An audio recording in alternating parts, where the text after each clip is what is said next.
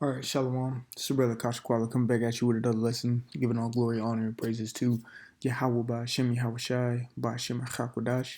Double honors to the apostles and elders of Great Millstone and rule and teach well. Peace, love, salutation to the elect 144 first fruit. We're just going to go into a few things and get some understanding of why, we ain't about to be here for too much longer. Just seeing everything that's transpired in the last, few days, few weeks. It's been kind of what you can say, quote unquote, hectic, but prophecies are coming to pass very swiftly. First, I want to start off with, a little bit of economic issues that, the world's been experiencing. This is just here in America. The stock, as you can see, the last week, all right, from October 4th all the way up to today, okay, um, it's gone down, you know, 1,000 points in that 1 week.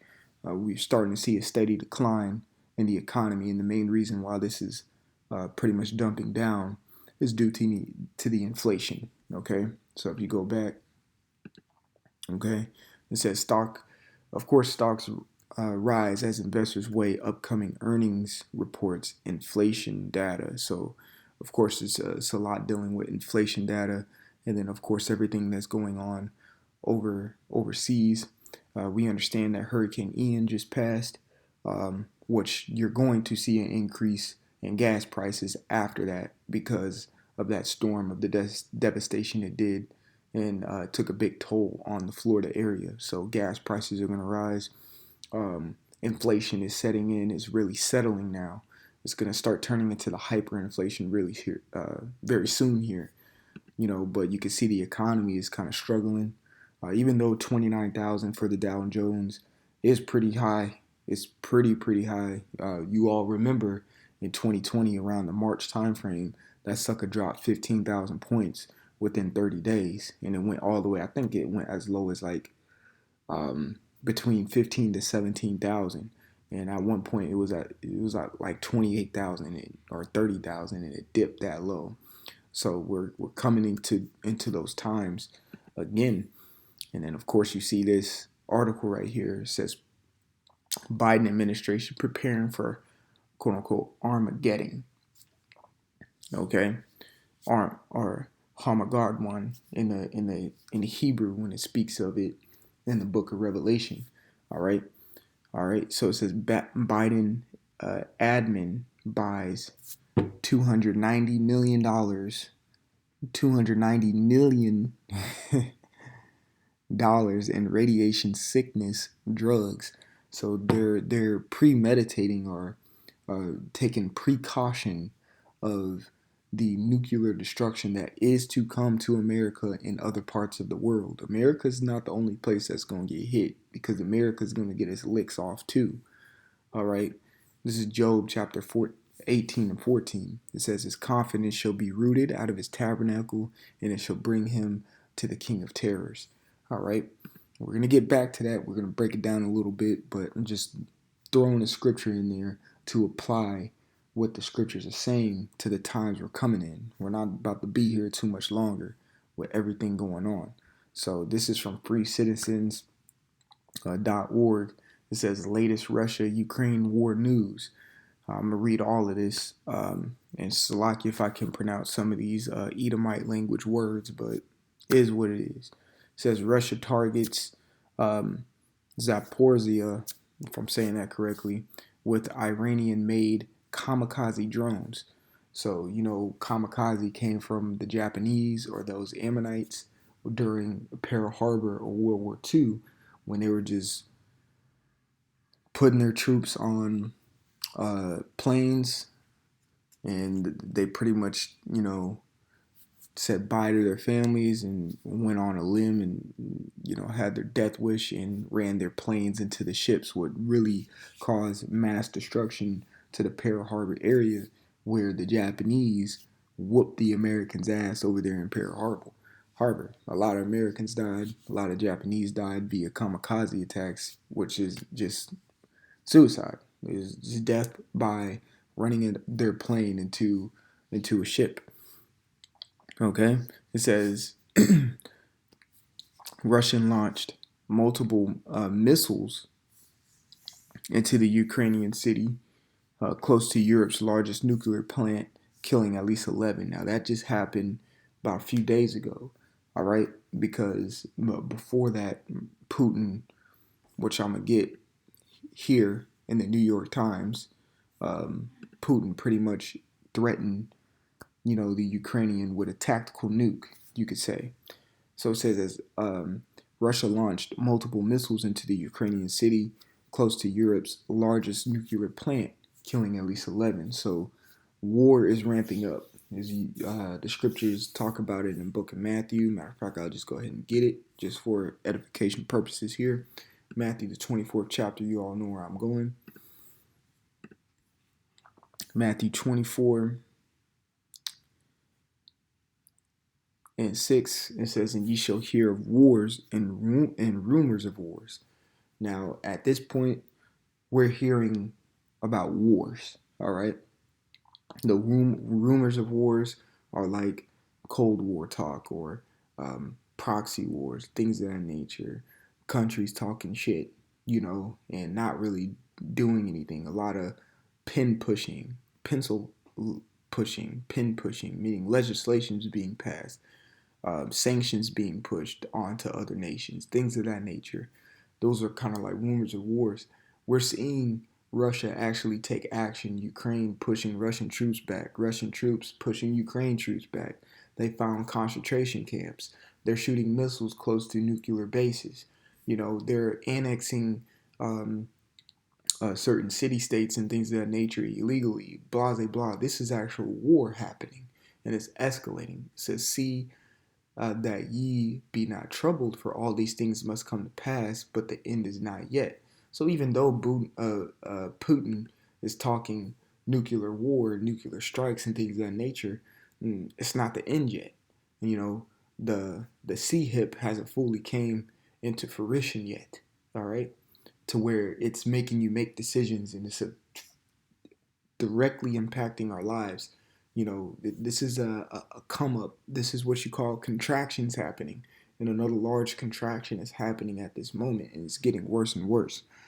Even so, after a woman has their baby, okay, they cut the umbilical cord. When the baby comes back out, they have to push the rest of the placenta out of her, out of the stomach. It can't be in there. So it's almost in a sense like they're giving birth again to something else. So even if a baby's out, they're still having terrible contractions pushing something else out. So it says Russia launched multiple missiles into the Ukraine city close to Europe's largest nuclear power plant, killing at least 11. It says as Russian troops have retreated in some areas, Ukrainian forces have found evidence of mass burial sites and torture chambers. So, these Russians are out here torturing these Ukrainians, okay? It ain't shit. Rightfully so. It's not, well, it's Edomite on Edomite killings right now with the Ukrainians and the Russians. Those are Edomites, all right? You have different dukes of Edom, okay, battling it out. You got to understand, and when you read Genesis 36 chapter, that's about our enemy and his generations. Genesis 36 and 1, it says, "Now these are the generations of Esau, who is Edom." I'm just going to keep going down. Okay. Of course, you got Eliphaz, who he bare a son, Amalek. So we know where Amalek comes from and things of that nature. But now let's go to verse 15. It says, "These were dukes of the sons of Esau. The sons of Eliphaz, the firstborn of Esau, Duke Teman, Duke Omar, Duke Zepho, Duke Kenaz, Duke Korah, Duke Gatam, Duke Amalek. These are the dukes that came from Eliphaz in the land of Edom. These were the sons of Adah." So this is showing you that there are different dukes of Esau that are fighting against one another. Okay? All right, so let's go to verse 17. So you got to understand a little bit of the history and the generations of Esau. So Genesis 36 and 17, it says, "These are the sons of Reuel, Esau's son, Duke Nathan, Duke Zerah, Duke Shema, Shema, Duke Mizah. These are the dukes that came out of Re'ul in the land of Edom. These are the sons of Bashemath, Esau's wife. All right, let's keep going. It says, and these are the sons of Aholibama, Esau's wife, Duke Jewish, if I'm saying that correctly, Duke Jalam, Duke Korah. These were the dukes that came out of Aholibama, the daughter of Anah, Esau's wife. It says these are the sons of Esau, who is Edom. These are their dukes.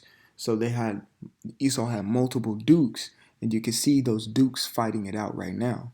All right, Duke Amalek over in our land, wreaking havoc. How they wreak havoc. The scriptures say the least of them shall draw them out. How Amalek wreaks havoc is they, pencil push. All right, and they instigate. Where's Duke Tiemann, the over there in the German area, okay, or Germany area. Those individuals are incredibly quote unquote smart when it comes to technology. So they build technology and things of that nature. Most all these cars and things that these blind Jake want are German made or Tiemann made cars and things of that nature, high technology. Okay, and then of course you have other dukes such as in these Russians, these Americans, the the what is it? The top banking families, the DuPonts, the Rockefellers, the Rothschilds, the Vanderbilts, you know what I'm saying? Things of this nature. Those are different dukes of Edom as well. All right. So going back, it says Ukrainian forces broke through Russian defenses in the strategic southern Kherson region, one of the four illegally annexed by Russian President Vladimir Putin. So let's go here to the Washington Post, or New York Times, Salakia. It says Biden calls the prospect of Armageddon the highest since the Cuban Missile Crisis. And you got to remember, the Cuban Missile Crisis, all right, are still, Russia still has their foot in Cuba. Because during the Cuban Missile Crisis, Russia was actually helping the Cubans, okay? So it says President Biden delivered a striking warning on Thursday night that recent threats from Vladimir Putin of Russia could devolve into nuclear conflict, telling supporters at fundraiser in New York City that risk of atomic war had not been so high since the 1962 Cuban Missile Crisis. And back in 1962, people were more privy. News was more potent, you could say, to the people, so people were warned about this. Even when you look back at certain videos in the 1960s, you even saw it in the schools how they would practice for nuclear strikes. They would always put out, okay, this is what you do. You don't see that today. You don't see that today. And for Biden to be ordering $290 million of radiation sickness drugs, this is not going out. People are not reading this. People don't care what's going on. People don't really understand what's going on. And, at the end of the day, they don't understand America is going to be destroyed. So this takes us back to Job 18:14. It says, his confidence shall be rooted out of his tabernacle, and it shall bring him to the king of terrors. And we know what the king of terrors is. It's the Yahweh Ba'Shem Yahushai. All right. He's orchestrating all of this. He's created this entire illustrious plan, all right, via prophecy to take down the Edomites. And the Edomites think it's their plan. All right. But no, he's going to have to face the king of terrors according to Isaiah, the 34th chapter, according to Revelation, the 12th chapter, and a whole bunch of other chapters and verses that talk about how the Lord is going to destroy them. Revelation, the 18th chapter, Second Ezra, the 13th chapter. So many chapters and verses that talk about the meeting between these Edomites and other nations in Yahushua when he comes back. He's going to have to meet the Lord of terrors. All right. It says, verse 15, it says, it shall dwell in his tabernacle, because it is none of his. Brimstone shall be scattered upon his habitation. And the brimstone is speaking about the nuclear missiles, all right, that we're reading about today. All right. The nuclear missiles that Putin is, what is it? Is warning the world, not just America, the world about.